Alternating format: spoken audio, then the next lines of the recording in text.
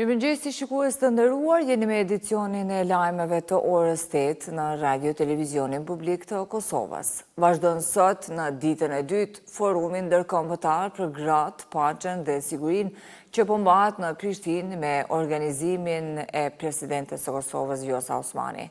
Në këto forum ku po marrin pjesë lider botror dhe aktivist, mes tjerash u nderuan zërat e grave që kanë mbijetuar nga dhuna dhe humbjet më të rënda të luftës.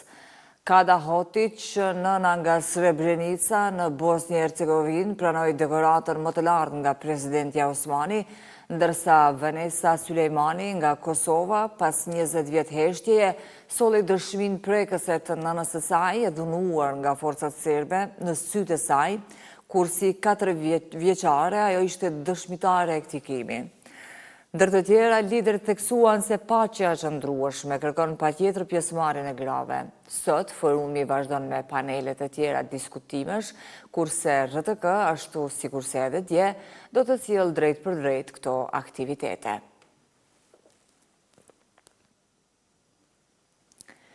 Kryenegociatori i Kosovës Besnik Bislimi zhvilloi në Bruksel takimin e parë të këtij viti me përfaqësuesin e posaçëm të BE-s për dialogun, Peter Sorensen. Në takim u prezantua strategjia që Kosova synon të ndjekë në fazat e ardhshme të dialogut me Serbinë. Ndërsa përfaqësuesi i BE-s, Sorensen, shkroi në platformën X se me Bislimin ka diskutuar për një gamë të gjerë çështjesh të rëndësishme për normalizimin e marrëdhënieve me Serbinë, duke bërë të ditur se planifikon ta organizojë së shpejti një takim trepalësh.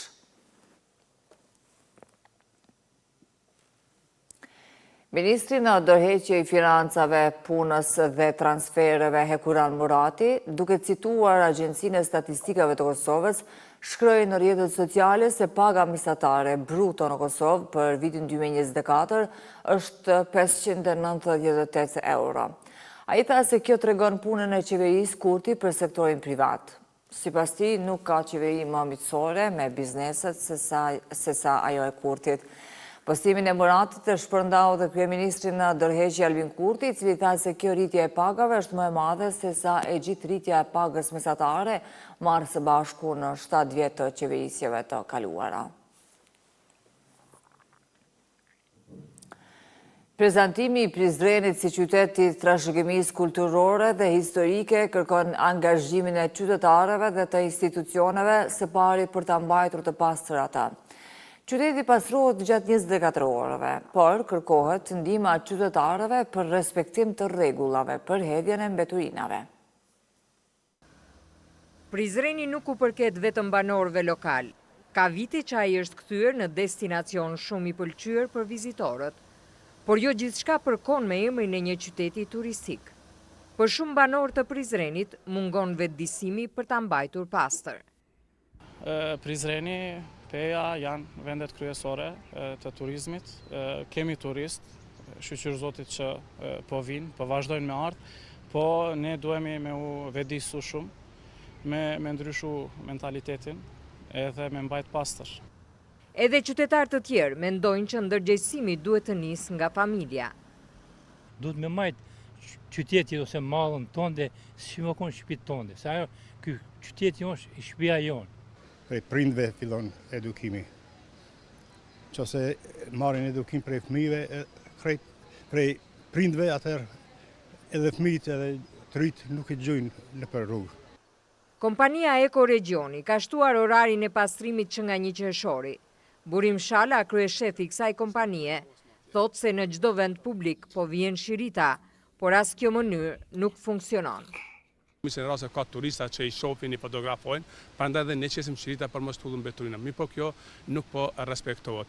Ne javën e kaluar kemi pasur një takim edhe me kryetarin e komunës, me drejtorin e shërbimeve publike dhe me policinë, ku kemi kërkuar edhe nga ta që nëpërmjet inspektoriatit të dalin, të kontrollohen dhe të gjobiten. Por ata kanë kërkuar edhe nga ne që kontrolla jonë të bëjë disa fotografime të qytetarët apo të bizneset, të cilët po i gjujnë mbeturinat.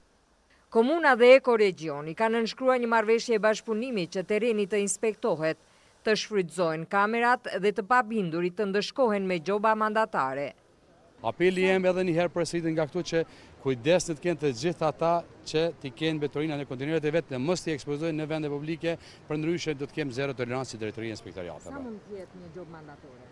Po gjoba mandatore fillon nga 100 euro deri në 3.000 euro. Do me thonë për biznese është 3.000 euro, ndërsa për qytetarë të rëndomt është 100 euro. Andaj në këtë pikë nuk do të kemi tolerancë fare. Banorët thonë se duhet ketë më shumë bashkëpunim me kompaninë Ekoregjioni, gjë që do të ndikonte në mbajtjen pastër të ambientit në të gjithë qytetin. Të nderuar shikues, kaq për këtë edicion të lajmeve, bashkëtakohemi në edicionin orës 9. Faleminderit për vëmendje, mirupafshim.